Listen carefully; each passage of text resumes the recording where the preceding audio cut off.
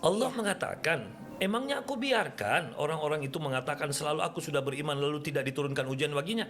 Lah justru sekarang orang beriman itulah yang harusnya bertanya kalau tidak ada ujian.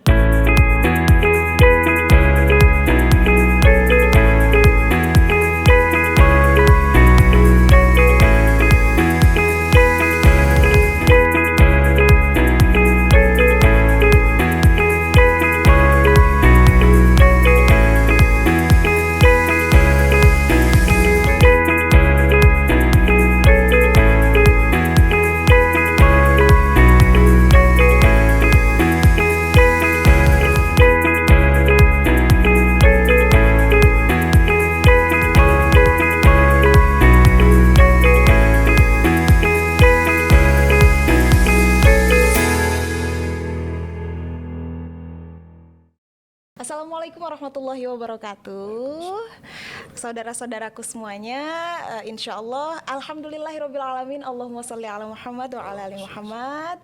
Apa kabar semuanya, sahabat Mastia, kemudian sahabat channel YouTube Tubagus Wahyudi Official. Saya doakan semoga sahabat semuanya, saudara-saudara dimanapun Anda berada dalam kondisi yang sehat walafiat. Perkenalkan, saya Mastia Lestaluhu.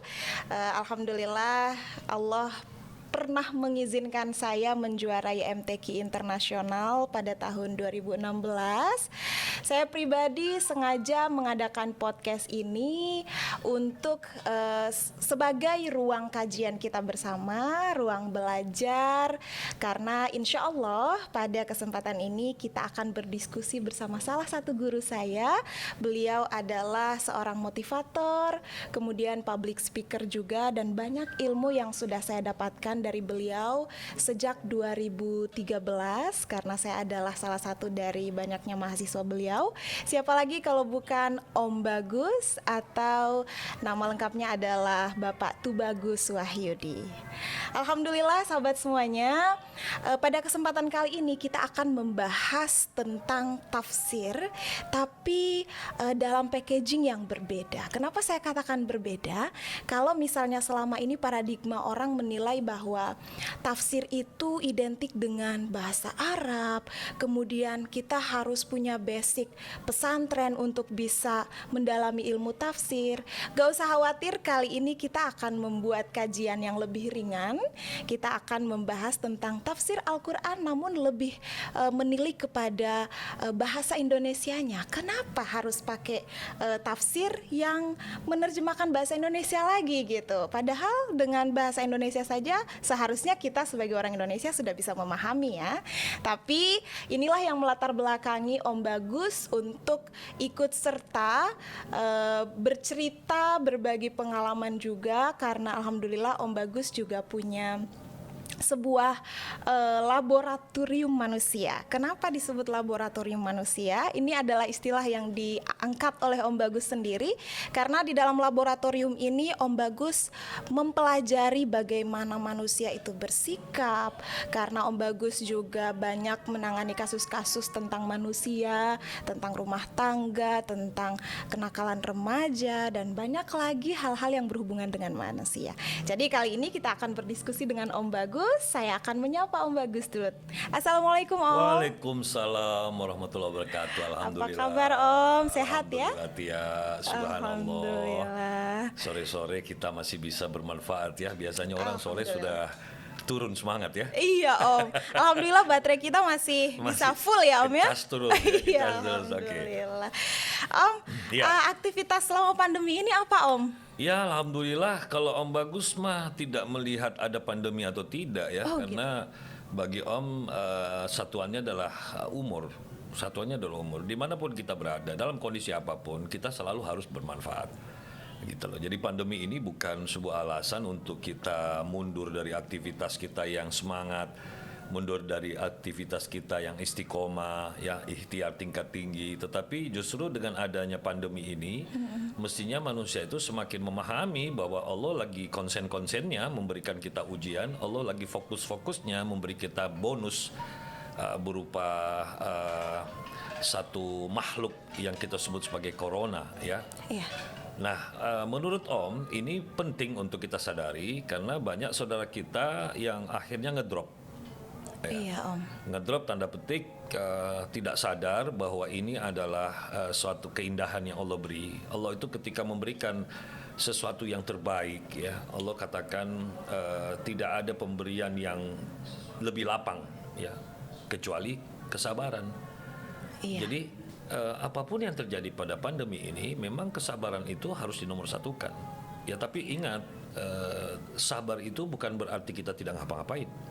Iya. Ya, jadi sabar itu menurut penafsiran Om ada dua model, ada sabar yang kita itu diam, ya, dan ada sabar yang kita harus bergerak.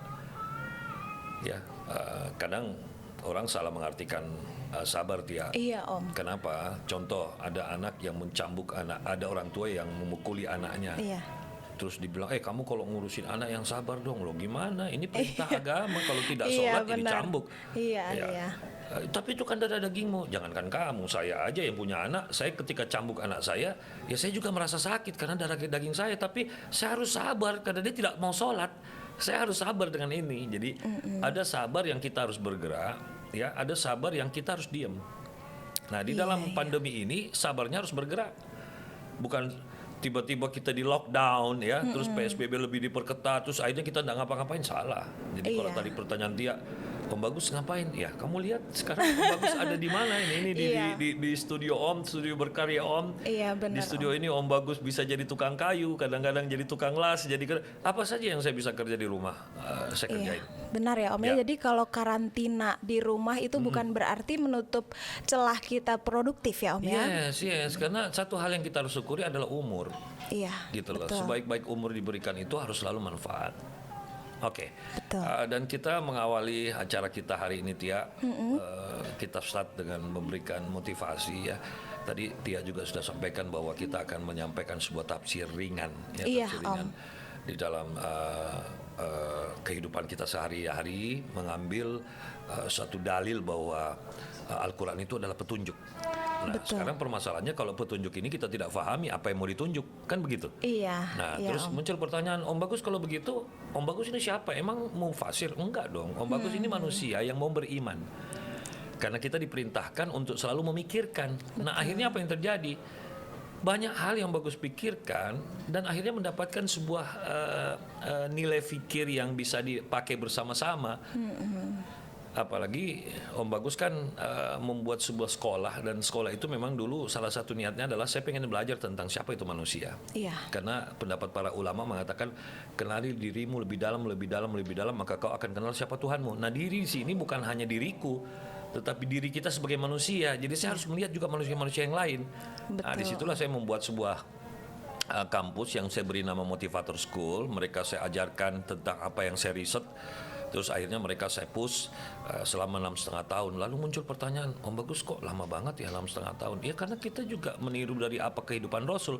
Bagaimana Rasulullah SAW itu melakukan satu proses di Gua Hira, ya, proses melakukan proses berkenalan dengan dirinya lebih dalam untuk mengenal siapa Tuhannya, itu 6 tahun loh.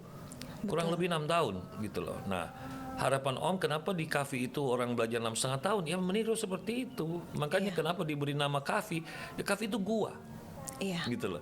Begitulah Rasulullah juga di dalam gua Hira gitu loh. Tapi ekstrim banget kalau sekolah Om kasih nama Gua Hiro gitu loh. Iya. Nah, ekstrim sekali ya, orang ngeri belajar di situ loh. Waduh, itu sudah ngapain Bener gitu. Om, itu langsung.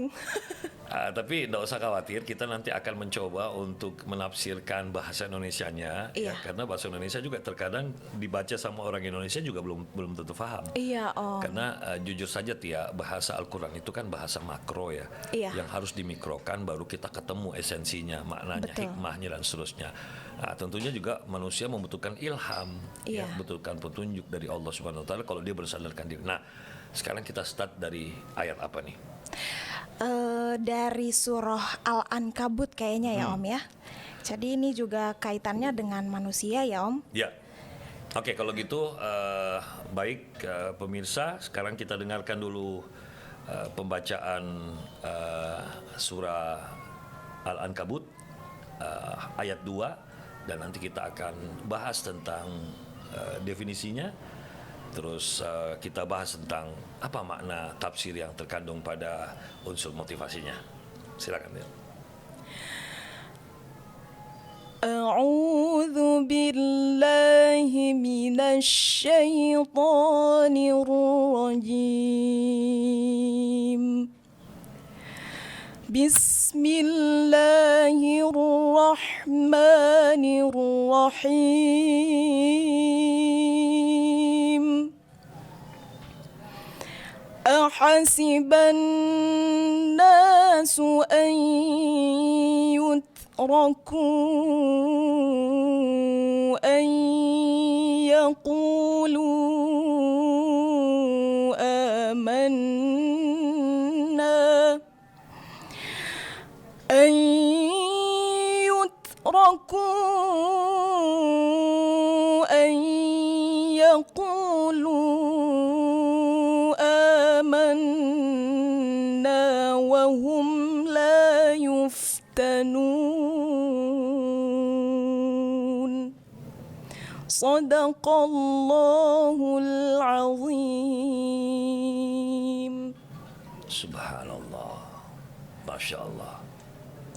Seperti mendengar ada langit yang bergetar mendengar. Masya Allah. Baik, Tia, kita Ya Allah. lebih afdol setelah menikmati bunyi ayat itu, kita mendengarkan terjemahan yang kita bisa dapatkan, dan mungkin juga pemirsa juga di rumah sudah langsung ngecek ya. Iya. Apa arti ayat yang baru saja kita dengarkan. Tapi ingat, Om Bagus ini bukan ahli bahasa Arab karena tidak paham bahasa Arab. Iya. Cuman karena kita ini selalu berikhtiar, akhirnya kita merujuk kepada definisi yang sudah ada dalam penafsirannya. Sekarang kita pilih saja penafsiran yang mana yang kita mau pakai. Terjemahan yang mana yang kita mau pakai? Apakah yang ada di situ? Oke, boleh Oke, Om. silakan dibaca Tia bacakan saja. ya Om ya. Jadi ayat 2 surah Al-Ankabut Ya. ini artinya, apakah manusia itu mengira bahwa mereka dibiarkan, mereka mengatakan kami telah beriman sedangkan mereka tidak diuji. Saya ulangi lagi ya Om. Ya. Jadi ayat 2 surah Al-Ankabut ini berarti terjemahannya, apakah manusia itu mengira bahwa ketika mereka mengatakan mereka beriman, mereka itu tidak diuji. Oke. Jadi sekarang mari kita lihat unsur motivasinya. Sering nggak sih Tia bertemu dengan seseorang ini, dia mengatakan kata seperti ini, saya ini kurang apa sih? Segala sebuah saya sudah sholat, saya sudah ini, tapi kenapa ujian ini masih ada terus? Kenapa masalah ini, ya Allah, tidak henti-hentinya? Iya, pernah banget Om, banyak bahkan Banyak kan? sampai saat ini. Inilah mengapa kita harus menafsirkan dan kita langsung menempelkan dengan tanda-tanda kekuasaan dan kebesaran Allah yang terjadi dalam kehidupan manusia. Mari kita lihat. Nah, sekarang saya membuat sebuah analogi dalam ilmu motivasi. Bolehkah seorang anak yang sekolah, disebut siswa, itu mengikuti ujian apabila dia tidak tergolong orang-orang yang rajin masuk, bayar SPP, berakhlak, patuh, ngerjain tugas, dan seterusnya? Bolehkah dia ikut ujian kalau tidak melakukan itu semua? Kan tidak boleh. Iya. Jadi syarat orang mengikuti ujian adalah dia harus rajin masuk sekolah, dia harus rapi, dia harus santun, dia harus berakhlak, memenuhi beberapa persyaratan, barulah boleh ikut ujian. Betul, syarat dan ketentuan berlaku ya Om. Syarat dan ketentuan berlaku. Nah, ini pertanda sebenarnya tidak ubahnya ya identik stereotip dengan ayat tadi. Allah mengatakan, emangnya aku biarkan orang-orang itu mengatakan selalu aku sudah beriman lalu tidak diturunkan ujian baginya?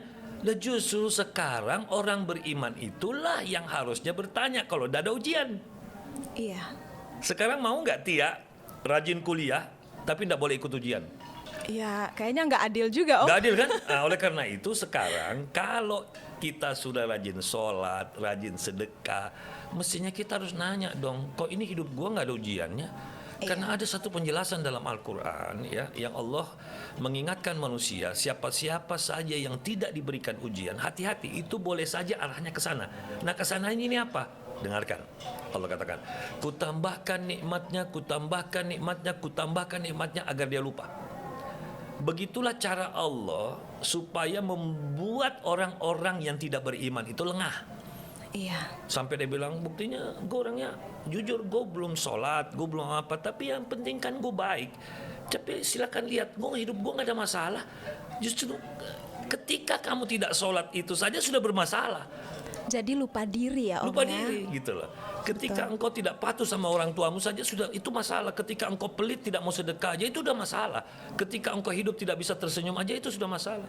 Jadi Tia, kita kembalikan untuk mengingatkan audiens kita bahwa kalau Anda sudah tergolong orang-orang yang banyak masalah, banyak ujian, bersyukurlah. Tapi kadang-kadang ada yang terbalik. Ini mumpung sudah adzan nih. Iya. Yang terbaliknya apa? Kadang-kadang dia mengatakan seperti ini. Saya ini dapat ujian dari Allah. Lalu dia tidak pernah sholat. Dia tidak puasa. Pelit. Iya. Ya, tidak bertakwa. Tapi dia ngaku-ngaku diuji. Padahal tadi ayatnya Nggak mengatakan sekolah, apa? nggak sekolah dulu kan. Jadi intinya kalau orang itu tidak beriman, ketika datang masalah itu bukan ujian. Iya. Menurut penafsiran motivasi itu adalah laknatan. Nauzubillah min dzalik. Nauzubillahi minadzalik.